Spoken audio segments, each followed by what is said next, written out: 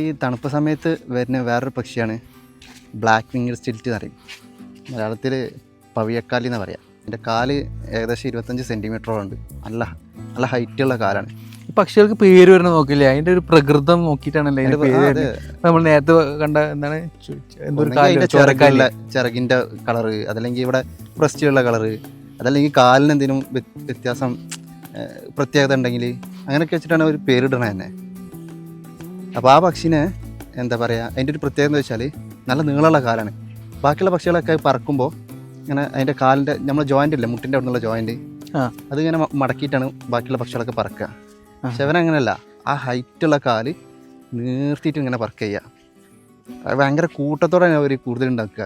പിന്നെ അതേപോലെ ഇവരെ ഫുഡ് എന്നൊക്കെ പറഞ്ഞത് ചെറു പ്രാണികൾ കൂടുതൽ വെള്ളത്തിലായതുകൊണ്ട് ഞണ്ട്, മീൻ ഇതൊക്കെ തന്നെയാണ് ഇവർ കഴിക്കണത്. അതുപോലെ തന്നെ ഞണ്ടിനൊക്കെ തിന്നുമ്പോൾ പക്ഷേ ഞണ്ടിനെ മാത്രം തിന്നുന്ന പക്ഷികളൊക്കെ ഉണ്ട്.